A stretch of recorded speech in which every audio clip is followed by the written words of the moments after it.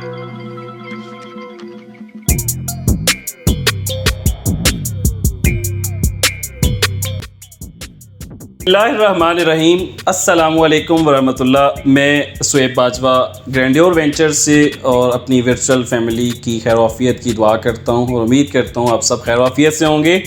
Last video के अंदर हम लोगों ने कुछ पॉइंट्स डिस्कस किए थे। वो क्या थे?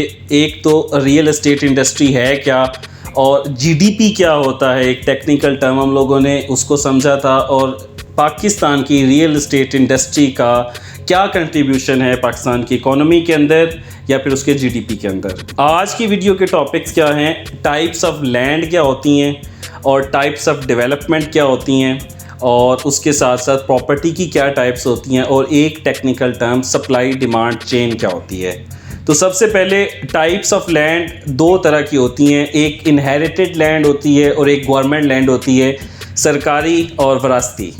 तो वरासती जो है इट्स अ वेरी कॉम्प्लेक्स, एक आम आदमी के लिए, मेरे जैसे के लिए मौज़ा, खाता, खेवट, खतौनी, खसरा, गर्दौरी, ये बड़ी टर्मिनोलॉजीज कॉम्प्लेक्स होती हैं। तो मोस्टली लोग सोसाइटी या रियल एस्टेट जो कटिंग है, सोसाइटी कटिंग, उसमें इंटरेस्टेड होते हैं।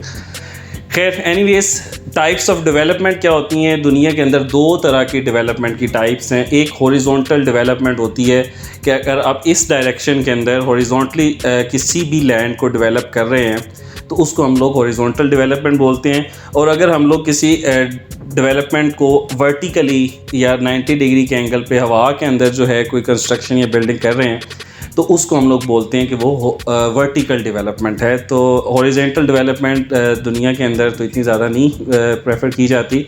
वर्टिकल, अगर पाकिस्तान के अंदर वर्टिकल का ट्रेंड जो है वो कुछ अरसे से ऑन हो गया हुआ है। तो तीसरा पॉइंट के प्रॉपर्टी की टाइप्स क्या होती हैं? प्रॉपर्टी की टाइप्स में हम लोग डिस्कस करते हैं रेजिडेंशियल प्रॉपर्टी, कमर्शियल प्रॉपर्टी जिसके अंदर ऑफिसेज आ जाते हैं, ठीक है, शॉप्स आ जाती हैं, उसके अलावा इंडस्ट्रियल प्रॉपर्टी, और उसके साथ साथ मिक्स यूज़ प्रॉपर्टी कि एक बिल्डिंग के अंदर कमर्शियल एक्टिविटीज़ भी हो रही हैं और रेजिडेंशियल एक्टिविटीज़ भी हो रही हैं। तो ये चार टाइप्स होती हैं प्रॉपर्टी की। अब हम लोग बात करते हैं सप्लाई डिमांड चेन क्या होती है। तो सप्लाई डिमांड चेन को इन शॉर्ट या आसान लफ्ज़ों में हम लोग ये कह सकते हैं कि प्रोडक्शन और जो यूजेज है, ठीक है, इनकी आपस में रेशो, कि अगर प्रोडक्शन जो है वो कम हो जाएगी और यूज़र बढ़ जाएगा। फॉर एग्ज़ाम्पल गंदम की पैदावार इस साल कम हो गई, ठीक है, तो उसकी गंदम का रेट इंक्रीज़ हो गया, 4000 रुपये पे गंदम चल रही है, राउंड अबाउट गवर्नमेंट रेट यही है। अगर गंदम की पैदावार ज़्यादा हो जाती तो यही गंदम का रेट जो है वो कम होना था। सेम इसी तरह अगर मैं रियल एस्टेट की सप्लाई डिमांड चेन की बात करूं तो यू कांट इमेजिन कि एक प्लेनेट अल्लाह ताला ने बनाया था जिसके ऊपर नए इंसान को जो है ना पैदा किया। बाबा आदम और हवा से ये सिलसिला शुरू हुआ और यूज़र जो है इसका वो 9 अरब के ऊपर पहुंच गया है, और ये जो प्लेनेट है ये 1 इंची भी ग्रो नहीं किया।